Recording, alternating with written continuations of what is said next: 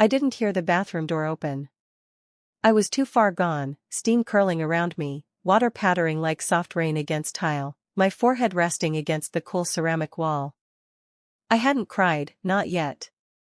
But I felt like I might. Maybe it was just one of those days. Maybe it was the 100th in a row. And then I felt it. A cold nose on the back of my knee. I screamed.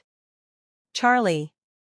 I spun around, soap still in my hair, and there he was, tail wagging, tongue hanging out, completely unbothered by the hot spray of water coming down.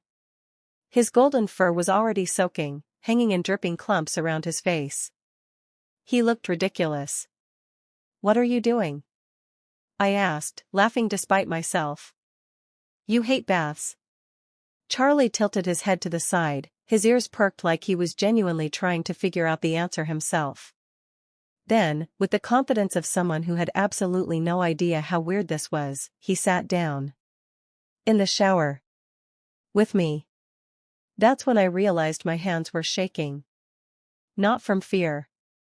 Not even from surprise. But from something else, something quieter and deeper.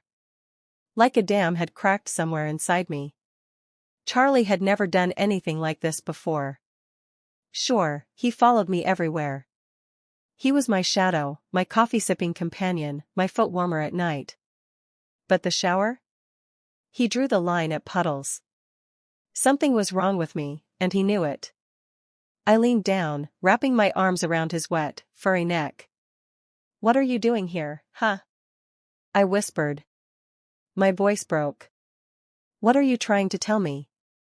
His body leaned into mine, warm and heavy and alive. I let my forehead rest against his shoulder, the water cascading over both of us. It wasn't like I hadn't noticed the way he'd been acting lately.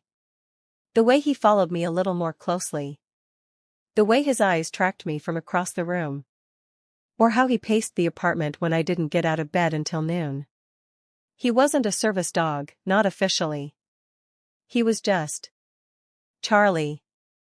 A mutt I'd picked up from a shelter 2 years ago because he looked as lost as I felt. But now, here in the shower, soaking wet and refusing to leave, he looked like a guardian. Like something older than time. Like someone who knew more than I ever gave him credit for. I slid down to sit on the floor of the shower, the water still running. I didn't care anymore. Not about the mess, not about the wet towels or the soap getting in my eyes. Charlie scooted closer until his side pressed against my thigh, his eyes fixed on me, calm and present. And that's when I started to cry. It wasn't loud. It wasn't dramatic. Just soft, slow tears slipping down my cheeks and disappearing into the spray. I wasn't even sure what I was crying for. Maybe it was everything, the loneliness, the exhaustion, the way the world felt just a little too sharp lately. I hadn't told anyone how bad it had gotten. Not really. Because what would I say? I feel like I'm unraveling? Charlie didn't ask questions. He didn't offer solutions. He just stayed. And I think that's what I needed more than anything. After what felt like forever, the water started to go cold. I turned it off and sat there, dripping, while Charlie licked the back of my hand once, just once, and then stood, shaking out his fur in an explosion of water droplets.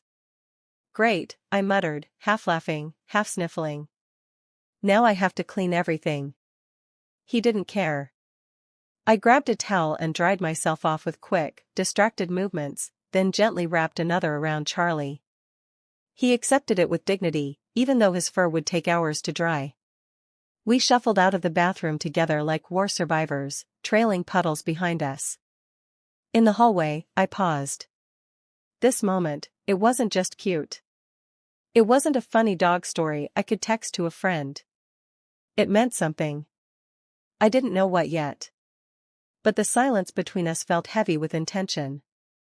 I lay on the couch with a blanket over my shoulders and Charlie curled at my feet. I couldn't stop replaying the moment in my head, the way he'd nudged open the door, stepped into the steam, and joined me without hesitation. Like it was the most natural thing in the world. It was such a small act. But it had cracked something open in me. Like a hand reaching into my chest and flipping a light switch. Why now? Why today, of all days? Then I remembered, it was exactly 1 year since the call. Since Mom. Since that long, hollow silence on the other end of the line after the words accident and gone. I'd buried it deep. Distracted myself with work, scrolling, cleaning the apartment, making coffee at 3 a.m. But Charlie hadn't forgotten. Of course he hadn't. He'd been there, too. He'd been the one curled beside me on the kitchen floor the night I got the news. He'd been the one who sniffed the front door for weeks, waiting for a scent that would never return. He had grieved with me. And now he had walked into the shower because he couldn't watch me crumble again. Not alone. I buried my fingers in the damp fur behind his ears. You remember, don't you? I whispered. You knew what today was. He didn't answer, of course. But his tail thumped once against the couch cushion. I didn't sleep that night. Not really. But it wasn't like the other nights, those endless hours of staring at the ceiling and feeling like I was dissolving. This time, I just lay there with Charlie's body pressed against mine, solid and real, his breathing steady. And in that stillness, something shifted. I realized I'd spent so long pretending I was fine. Keeping it together. Smiling through conversations. Answering texts with emojis and exclamation marks. I'm good. Busy, but good. You know how it is. But Charlie knew. He'd always known. The next morning, I opened the bathroom door again and stepped toward the shower. Charlie watched me from the hallway, ears alert. You coming? I asked, half joking. He blinked slowly. Then padded forward and sat just outside the door, as if to say, I'm here if you need me. But today, I think you're okay on your own. And maybe I was. I turned on the water, stepped in, and for the first time in weeks, I didn't feel like I was drowning. The morning after the shower incident, something in the air felt different. Not the weather, it was still gray and dull outside, the same soft drizzle tracing down the windows. But something inside the apartment had shifted. The silence didn't feel so heavy. The emptiness wasn't quite as loud. Charlie was curled up on the floor near the kitchen, his head resting on his front paws. His eyes followed me as I moved around, making coffee like I did every morning. The routine was the same, but it felt like I was watching myself from the outside. Every clink of a spoon, every step on the creaky floorboards, somehow it all felt a little more alive. I poured my coffee and leaned against the counter, watching him. You know, I said softly, I still don't understand what made you do it. He didn't lift his head. He didn't need to. I wasn't really expecting an answer. Before Charlie, I didn't really believe in connection, not the deep, unspoken kind. People talked about soulmates and instinct, about dogs sensing illness or storms before they happened, but I'd always assumed it was just stories. Sweet, comforting stories people told themselves to fill the quiet. But now I wasn't so sure. The shower moment wasn't just about comfort. It wasn't an accident.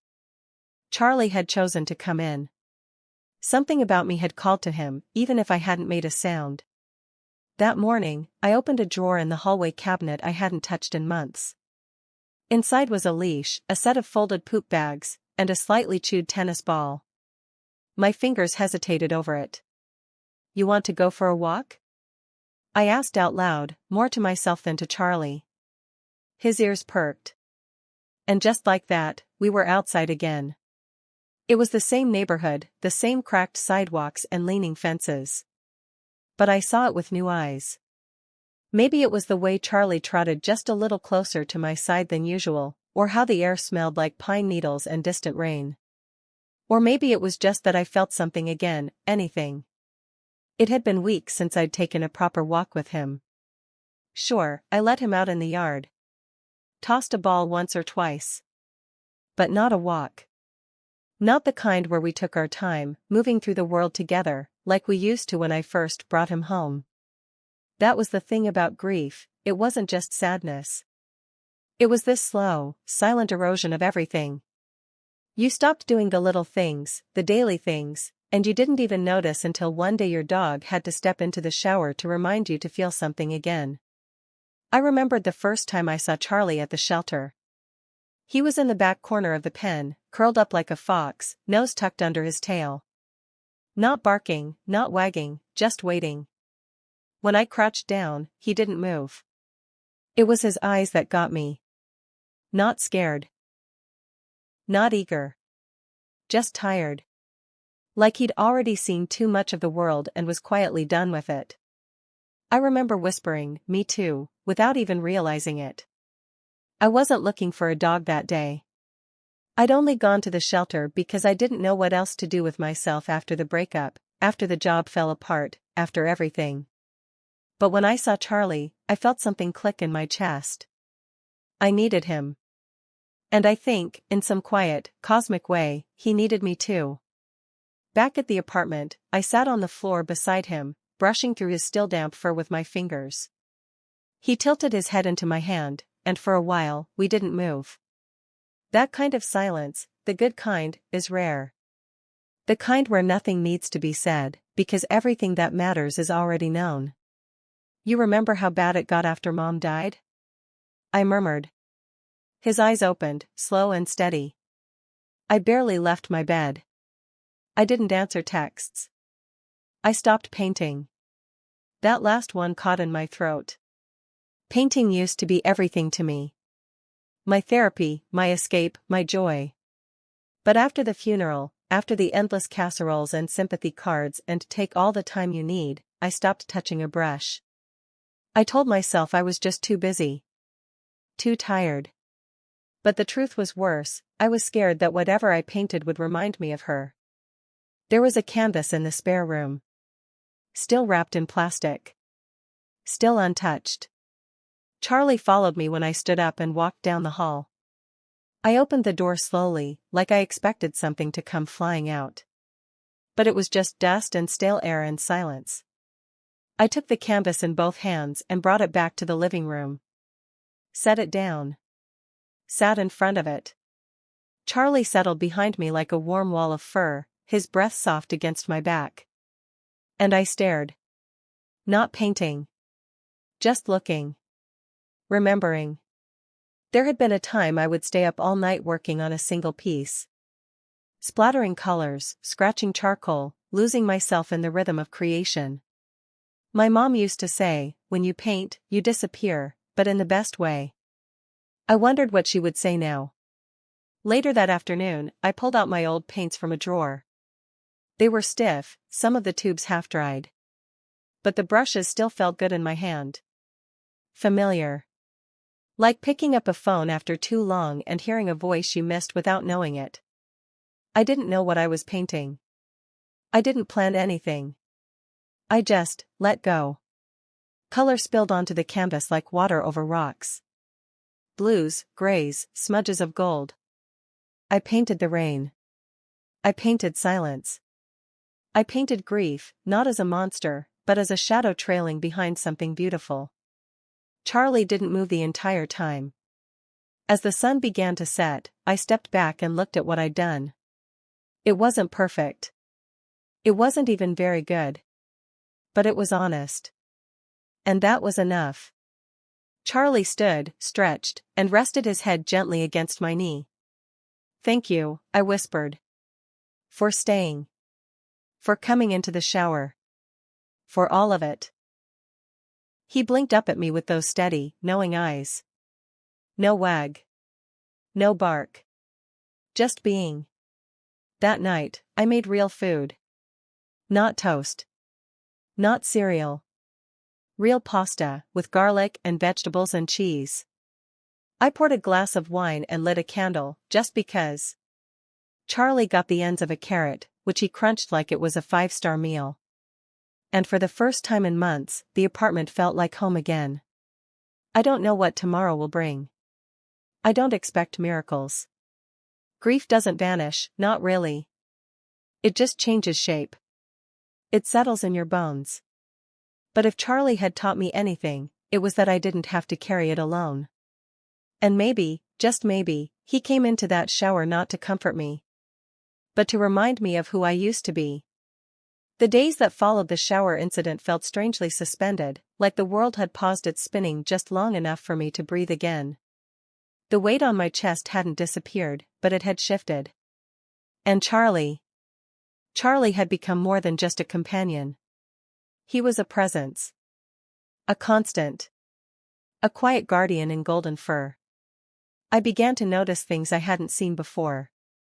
The way he watched me with his head tilted when I was zoning out at the kitchen table, my coffee growing cold.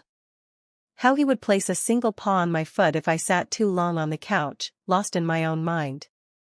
How he never let me close a door between us anymore, not the bathroom, not the studio, not even the closet where I kept the old photo albums.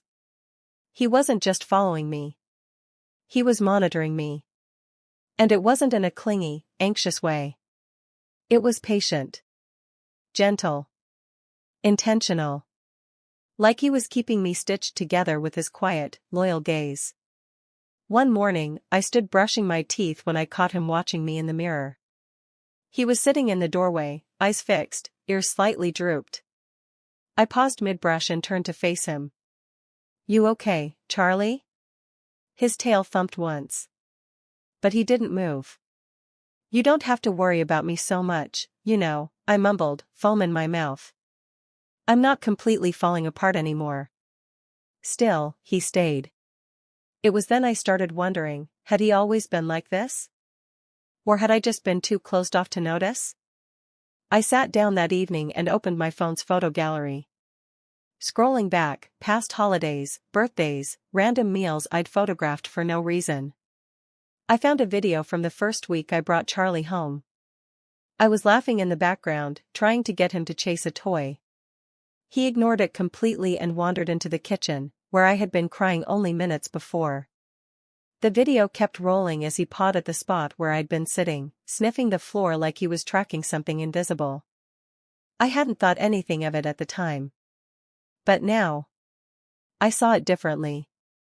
Even then, he had been watching me. Sensing me. Charlie hadn't just been a dog I adopted. He'd been a quiet witness to all my unravelings.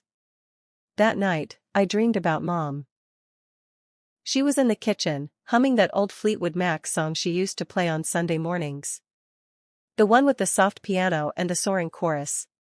She was chopping vegetables, barefoot, and she looked over her shoulder at me with that knowing smile of hers.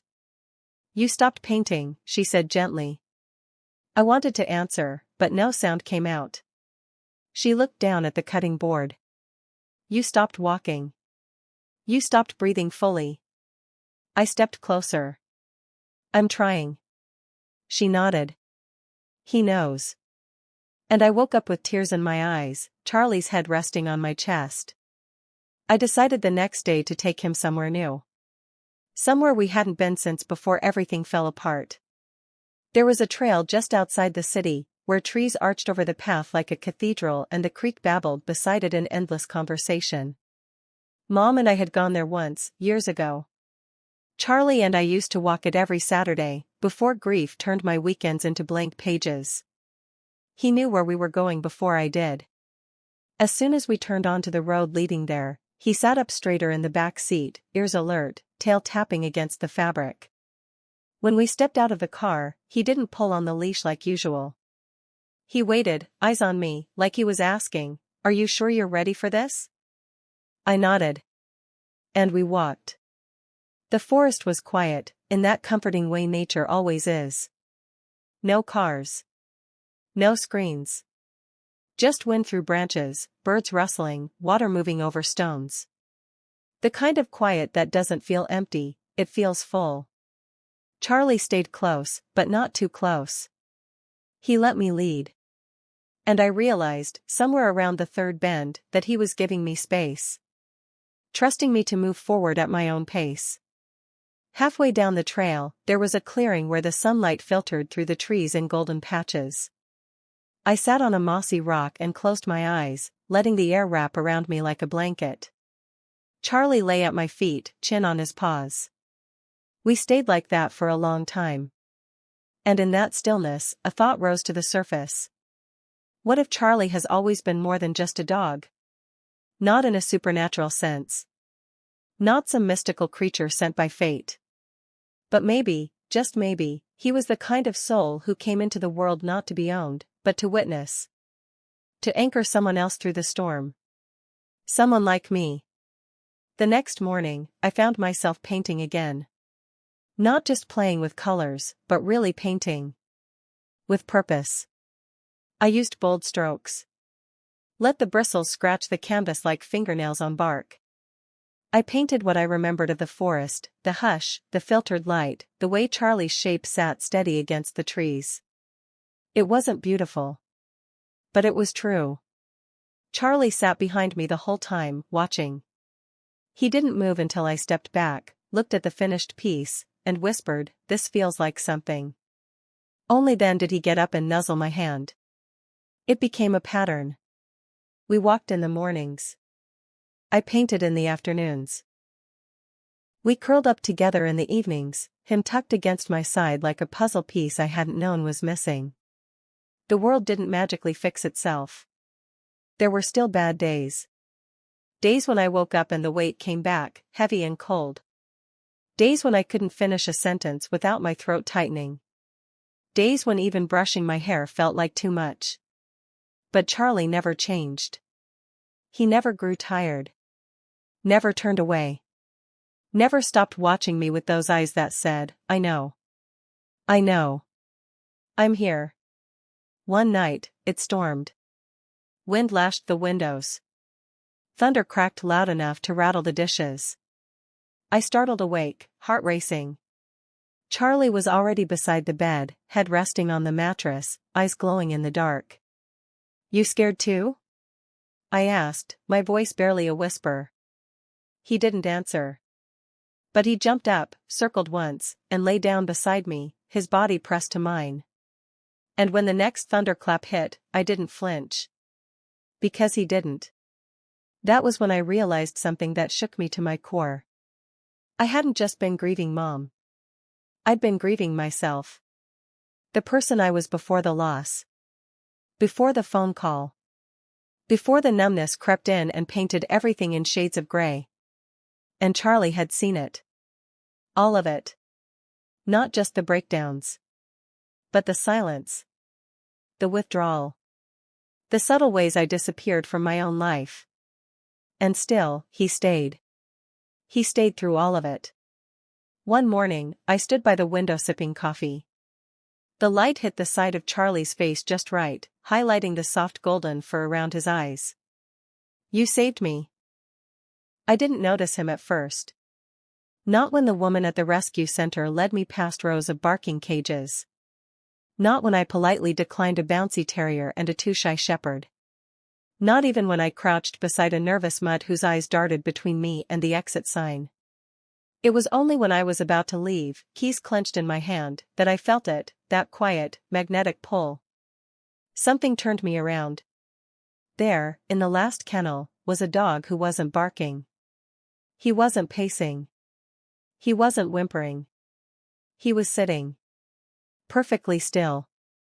Golden brown fur, sturdy frame, dark eyes locked on mine like he had been waiting. I froze. "That's Bear," the woman said quietly, stepping up beside me. "Came in a few weeks ago. Nobody's gotten close. He doesn't really bond." He blinked once. Just once. And I felt it, something in my chest shift. Like he had already decided. "He's bonded now," I whispered. I took Bear home that same afternoon. The drive to the cottage was 2 hours. He didn't move once in the back seat. No panting, no pacing, no curiosity, just silence. Like he was memorizing the road, the trees, the turns. Like he knew this place would matter. It was a crisp spring evening when we arrived. The cottage sat at the edge of a forest, tucked away in a bend of the hill. Birds chirped lazily, and the wind carried the scent of pine and wet earth. I opened the car door, expecting him to leap out. He didn't. He waited for me. "Come on, Bear," I coaxed gently. "We're home." Only then did he step down. Slowly. Cautiously. Like he was stepping into something sacred. Inside, I dropped my bags and looked around. The living room was bathed in soft golden light. Wooden beams crisscrossed the ceiling. My grandmother's rocking chair stood in the corner by the fireplace, just as I'd left it the last time I was here, years ago. Bear walked in behind me and immediately pressed his body against my leg. I laughed softly. "You don't waste time, huh?" He didn't wag his tail. He just leaned into me. Solid. Steady. Unmoving. I knelt down and scratched behind his ears. His eyes closed slowly, like he'd been waiting years for this moment. For someone to come home. That night, I curled up on the couch with a blanket and Bear beside me, and for the first time in months, I didn't feel alone. That was why I'd come back here in the first place. To get away. From the city. From the noise. From everything that reminded me of who I used to be before it all fell apart. The layoff. The breakup. The panic attacks. I needed a restart. A quiet space. Time to remember who I was before life knocked the breath out of me. I hadn't expected a dog to be part of that. But Bear didn't feel like a decision. He felt like fate. The first sign that something was different came the next morning. I got out of bed, padded barefoot into the kitchen to make coffee, and turned to find Bear standing in the doorway. Watching. Not in a curious way. In a deliberate way. "Good morning," I said, smiling. He blinked. I poured coffee, fed him, and opened the back door to let him out. He didn't move. "Go ahead," I urged. "The yard's fenced. It's all yours." Still nothing. Only when I stepped outside did he follow, close on my heels, almost brushing me. He didn't sniff around or explore. He stayed next to me, eyes flicking to the trees beyond the fence. I knelt down. "You're allowed to relax, you know." He leaned into me again. Not needy. Not nervous. Anchored. By the third day, it became clear that Bear had no intention of ever letting me out of his sight.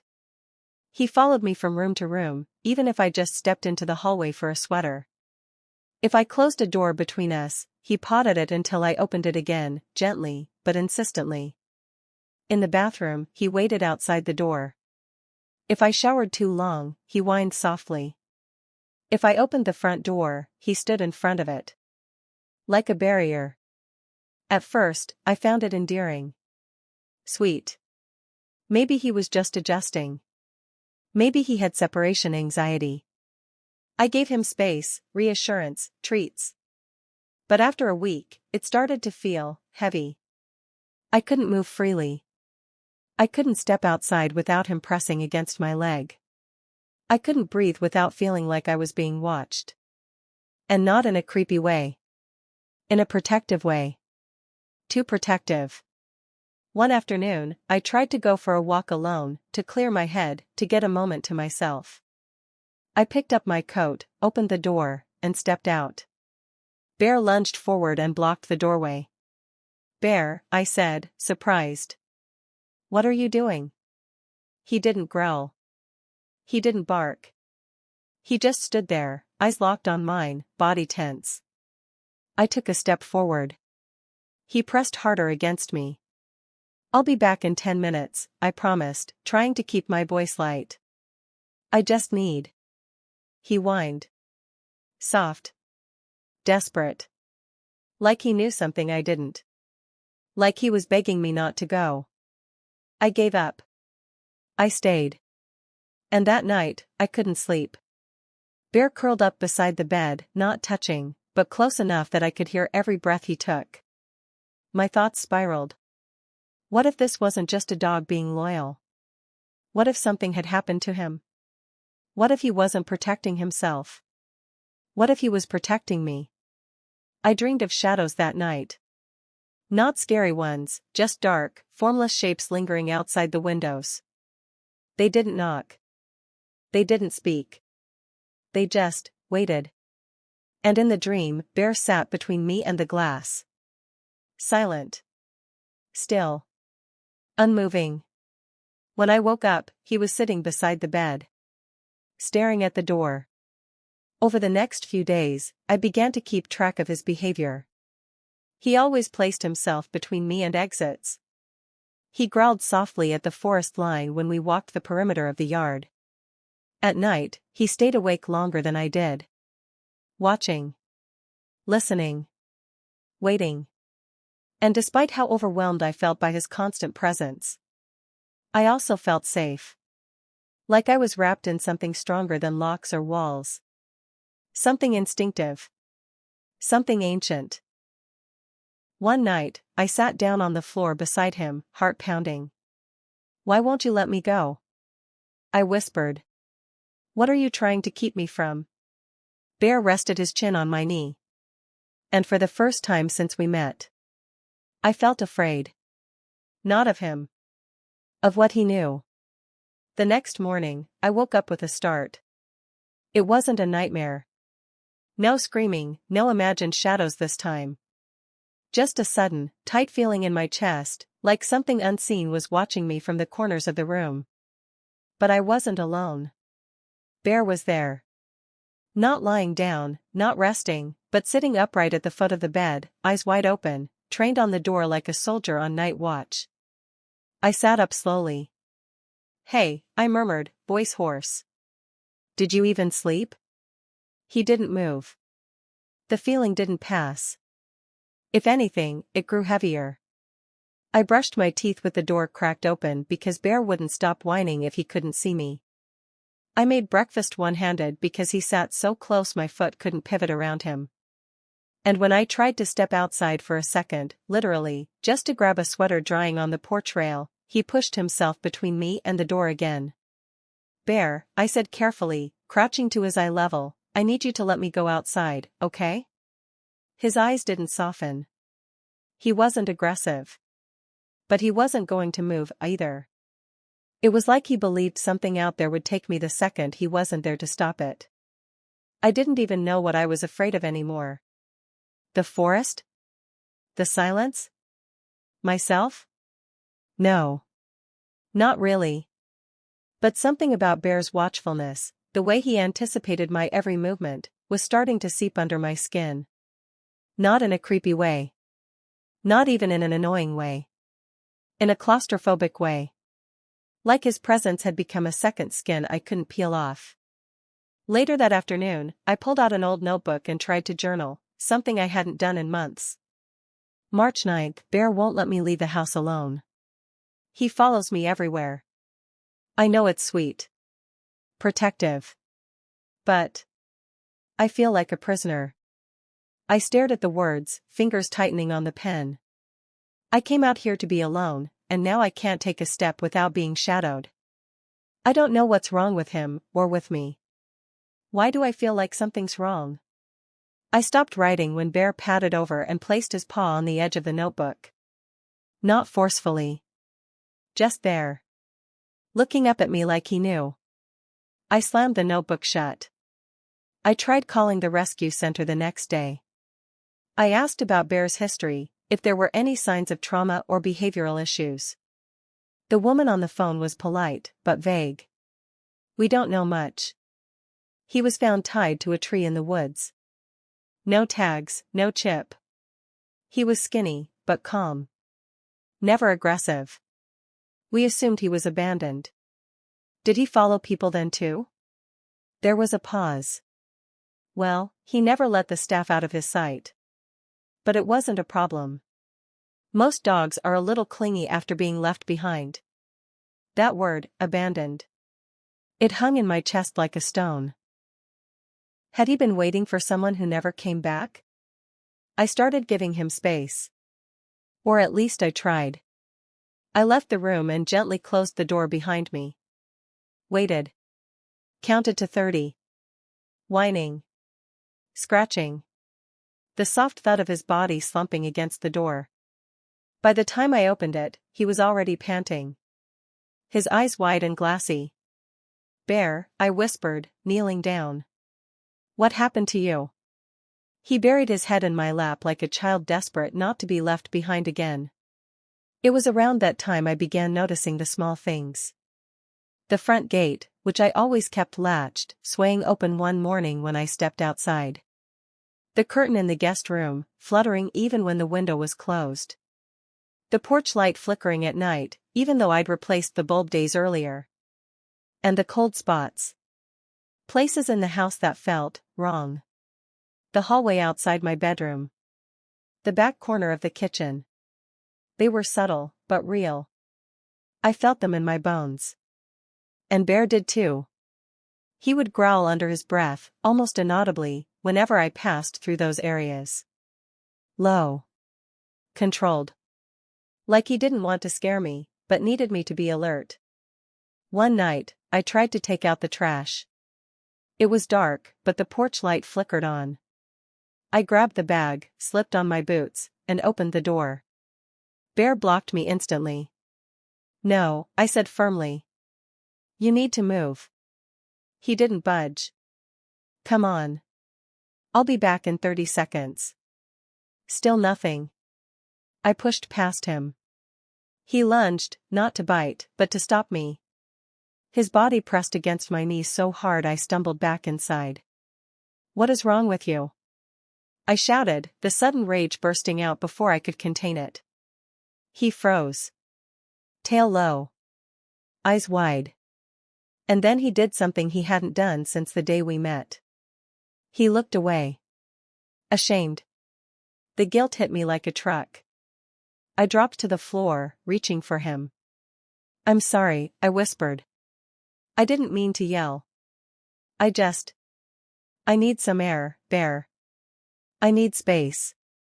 He crawled forward slowly, placing his head on my shoulder. And I cried. Because it wasn't just him holding on too tight. It was me, too. The next day, I made a decision. I had to leave the house. Alone. Just for a walk. Just to remind myself that I could. That I wasn't trapped. That Bear's fear didn't have to become mine.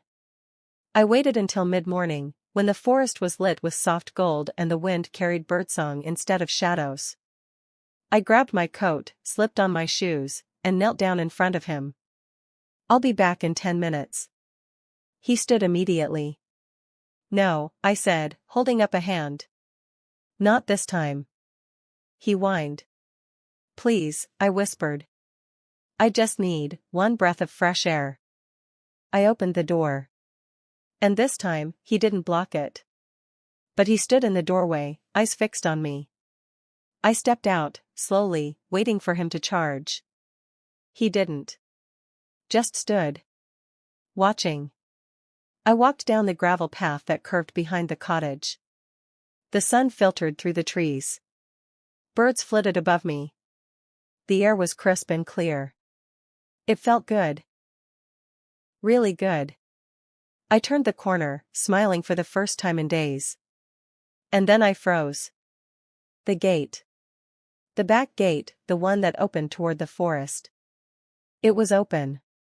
Swinging slightly in the breeze. I hadn't touched that gate in weeks. And I knew for a fact it had been locked. My skin crawled. Suddenly I felt watched. Not in a comforting, Bear kind of way. In a wrong way. I turned on my heel and ran back toward the cottage. Heart racing. Mind spiraling. Was someone out here? Had someone been coming through the woods? As I rounded the last bend, I saw him. Bear. Still standing in the doorway. Waiting. Watching. And for the first time I realized. He wasn't keeping me in. He was keeping something out. I didn't sleep that night. Even with the doors locked, the windows shut, and Bear curled beside my bed like a living fortress, my mind raced. Over the sound of the wind in the trees, every creak in the house felt louder. Every shadow longer. The gate had been open. That wasn't just my imagination. And the worst part?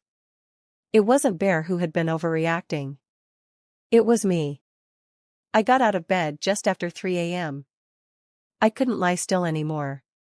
My legs ached with the urge to move, and my heart hadn't settled since I'd seen that swinging gate. Bear rose instantly, alert and a breath, as though he'd never truly been asleep. I padded into the kitchen, flicked on the light. It didn't come on. Frowning, I tried again. Nothing. That same flickering porch light? It wasn't the bulb. It was the power. Or something interfering with it. Bear sat stiffly beside me, ears rigid, eyes trained on the back door. Okay, I whispered. I believe you now. I grabbed a flashlight from the drawer and flicked it on. The beam cut through the kitchen and into the hallway. Then I saw it. The back door, latched just hours earlier, was cracked open. My breath caught. The flashlight wavered in my hand. Bear stood in front of me now, growling, not aggressively, but steady, low, protective. A sound like thunder held under the tongue.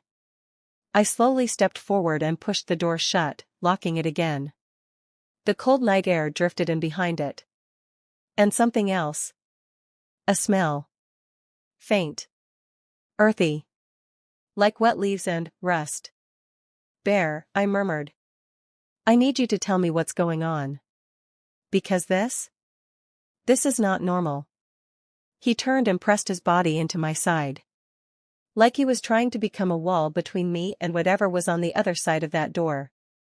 The next morning, I called the nearest local ranger station, just to ask if anything strange had been reported in the area. Wildlife sightings. Trespassers. Anything. A woman with a tired voice answered. Nothing unusual lately, she said. We get the occasional stray hunter off-season. Some kids trying to camp without permits. But nothing that would concern a resident. What about break-ins? Ma'am, she said, the last time someone tried to rob a house out that way, they got chased off by a moose. I forced a laugh and hung up. Still, my hands wouldn't stop shaking. The days after that were quiet. Too quiet. Bear didn't leave my side. Even when I tried to shower, he lay just outside the curtain, head facing the door. When I cooked, he sat in the kitchen doorway like a sentry. At night, he lay so close to my bed that I could hear the rhythm of his breathing. But it was his eyes that haunted me most. They were always scanning. Always knowing. On the fourth night, it happened. I'd just finished brushing my teeth and turned off the bathroom light when Bear started growling. He stood in the hallway, head lowered, body stiff. I followed his gaze. To the guest room. The one I never used. The door was open just a crack. Had it been that way before? I stepped forward, heart hammering. Bear moved in front of me. No, I said firmly. Not this time. He paused. Whined. Let me look. I pressed gently past him, pushed the door open, and scanned the room with my flashlight. Nothing. The rocking chair in the corner. The old lamp. The curtain swaying ever so slightly. But then I noticed something on the windowsill. Dirt. Not dust. Fresh dirt. Like someone, or something, had touched it from the outside. I dropped the curtain back into place. The next morning, I made a decision. I drove into town and bought a security camera. Just one, to point at the back porch. I didn't tell anyone. Didn't call the police. What would I say? I feel like something's out there, and my dog won't let me breathe? The camera went up that afternoon. Bear watched me the whole time, tail still, eyes wary. I'm not ignoring you anymore, I told him. We're a team now. Okay? He touched his nose to my wrist. The footage from the first night showed nothing. Not at first. Just a blur of windswept trees, a raccoon sniffing around the trash bin, the porch light flickering again. But around 2:44 a.m., something flickered across the corner of the frame. A shape.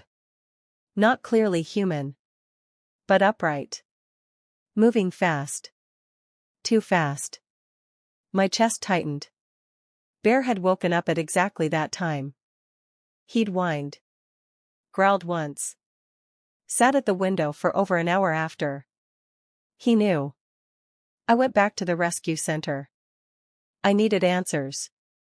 The woman behind the desk looked surprised to see me. I need to know more about Bear, I said. Anything. She blinked. Well, like I said, we found him tied to a tree in the woods. He wasn't starving, but he hadn't been fed recently. He had a few scratches. Old ones. Where exactly was he found? She pulled up the file. Near the western ridge. About 3 miles from your cottage. My blood ran cold.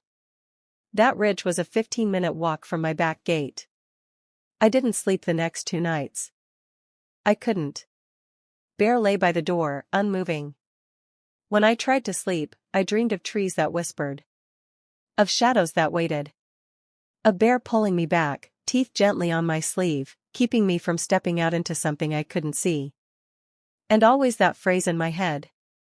He wouldn't let me go. I couldn't break free. I had thought it was about me. But now, I wasn't so sure. The next evening, just before sunset, I stood on the back porch and looked at the forest. It was beautiful. Golden light weaving through the trunks. Birds fluttering. A breeze rustling the underbrush. It didn't look dangerous. But something in me knew better now. And Bear? He stood beside me, unmoving. I glanced down at him. You're not trying to control me, are you? His ears twitched. You're trying to protect me. His head turned just slightly, like he understood every word. From what? No answer. Just silence. And the wind in the trees. That night, the camera picked up something else. At 3:12 a.m., the motion sensor triggered. And for a full 10 seconds, the lens captured an image. A figure standing just past the fence line. Motionless. Watching. No face. No light. Just a shape. Human-sized. Perfectly still. Then it stepped back. And was gone. I showed it to a friend later. Could be a